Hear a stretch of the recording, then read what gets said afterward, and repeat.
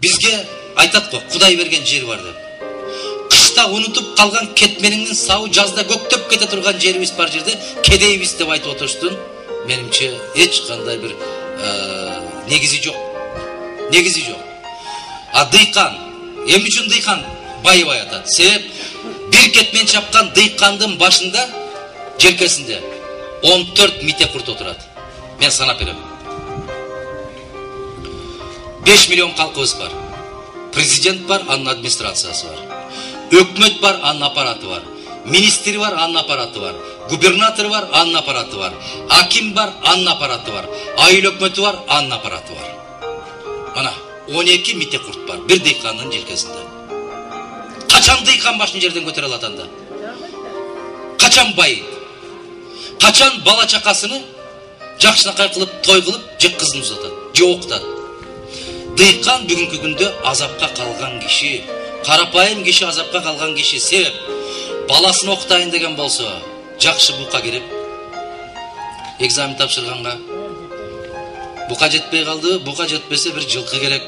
Башта букалар баалуураак эле. Башта Курманжан Даткайнебиз деле барып тапшырып берет эле. Азыр Алыкул Осмонов барса да тапшыра албайт. Саякбай Каралаев барса да тапшыра албайт.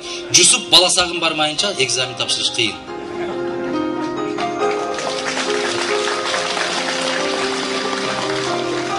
Конституциянын бул статьясы, ал статьясы деп отурган мен ишенем, сиздер такыр кызыктырбайт.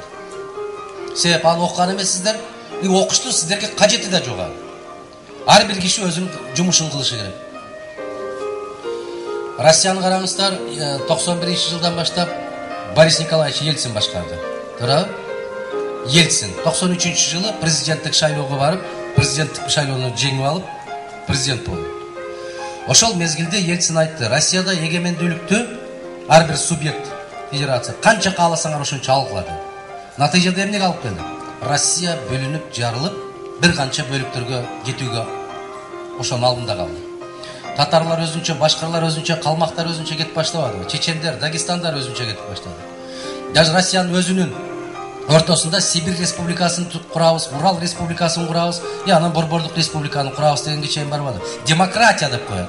Демократия деген мамлекетти дагы, элди дагы жок калып келе турган жок. Эгер туура эмес айтып атсам, сиздер суроону бериңиздер мага. Демократия деген чейинен чыккандардын структурасы деп коет. Бейбаштык деп коет кыргызча айтканда. Демократия деген жоопкерчилик. А демократиялык өлкө куруш үчүн биздин отуруп аткан могул жаш жигиттерибиз, кыздарыбыз, балдарыбыз, булардын саясий аң сезими бир канча тепкич жогору көтөрүлүшү керек. Мына ошондо демократияны курсак болот. Биз кыргыздар демократияны кандай түшүнөбүз? Келини кайненесине оппозиция болсо демократия болуп атат. Күйөө бала кайнатасы менен биригип алып туруп, кайненесине коалиция түзүп атат, оппозиция болуп. Мына ошону демократия деп коет. Кимге кереги бар андай демократия? Макулсуздарбы? Ушундай болгон айылды илгери бир гана киши башкарчу. Бир гана аксакал болчу, бир казы болчу. Урушуп кетсе да, жаңжал болсо да, бирөөнүн козусун уурдап кетсе да, ошол аксакалга келип кеңеш сурачу. Момундай жасаптыр. Кандай чечим кабыл аласыз деп. Туурабы? Башыбыздан өткөнбү ушул нерсе? Өткөн. Ошол доорду бүгүн сагынып олтурабызбы? Олтурабыз. Кызыл кекиртектин кулуна айландык биз. Биз курсактын кулуна айландык. Биз жараткандан тилебестен пендеден тилеп калдык. Бизден ыйман кетип баштады. Ыйман кеткен жерде эч качан береке болбойт. Конституцияны алтын тамга менен жазган кезинде дагы эч качан мамлекет дүркүрөп өсүп кетпейт. Себеп мына аксакалдар айтып жүргөн билебиз. Бир күн уруш болгон жерден 40 күн береке качат дейт. Чаң тополоңго бизде. Мына ол балапандар туруп калгандан эсиме келип атат. Мына ол Чабылекейдин балдарындай болуп тизилип отурушат. Ойлонуп көрүңүздөр аксакалдар. Мен ушуну Кыргызстанда жанакы менчиктештирүү саясаты башталганда жазган ырым бар эле сессияда отуруп. Балапан, ыйлабачы заманыңа, бүгүндө түшпөсө эт казаныңа, сен эмес ата-энеңдин башы катты боору жокпу турмуштун азабына. Ыйлаба, айланайын жаш канатым, көптөгөн азап чеккен кыргыз атың, түшүнөм, айткан менен жеңил болбос, колуңда турбаган соң майлуунаның. Балапан, аман болуп бер жеткенде, бактыңды таба албастан өз жергеңде бабалар ушул күнгө калтырды деп. Бүгүнкү жанакы бир кесе шорпо менен эки кабырга кеткендер. Боз үйдө калбагайсың биз кеткенде. Мына ушулардын тагдырын кошо сатып атабыз биз. Ушулардын келечегин сатып атабыз биз. Биздин тагдырыбыз үчүн, биздин келечегибиz үчүн 5 жыл от кечип, кан кечип, аксакалдар согушуп келди. Жумалап ачка жатты. Канчалаган азаптардын баарына көнүп, Сталин үчүн деп, мамлекет үчүн деп, эл үчүн деп согушуп келди. А биз 24 саат bir шайлоо болгон күнү башынан аягына чейин ушул жаштардын келечеги үчүн кызмат көрсөтүп коюуга мойнубуз, желкебиз жар бербейт. Сиздер айтасыздар, мага эмне берет экен дейсиздер ошондо. Канчадан төлөп атат экен дейсиздер. Эртеден кечке чейин байкоочу болуп туруп берсем, канча берет экен дейсиңер. Туурабы? Демек, жаратканга дагы, бийликке дагы капа болгонго биздин укугубуз жок. Себеп биз өз бактыбыз үчүн күрөшө албай атабыз. И күрөшкүбүз да келбей атат. Кайдыгер болуп калдык. Кайдыгерлик жеп атат бизди. Биздин партиянын кийинки көз карашы, мына ошол балдардын келечеги жөнүндө ойлогон тармак боюнча жогорку окуу жайлар көп. Азыр могул жерде деле отургандардын көп ошол студенттер болушу мүмкүн. Россияда иштеп, Казакстанда иштеп жүргөн балдарыңыздар менен кыздарыңыздар да студенттер. Себеп алар экзамен тапшырбайт. Экзаменди сиздер барып тапшырып келатасыздар. Чоң дарбыздар барып тапшырып атат мына жерден. Помидорлор барып, коон дарбыздар барып тапшырып атат ошол экзамендерди. Калп айтыңыздар, калп десеңиздер айтыңыздар.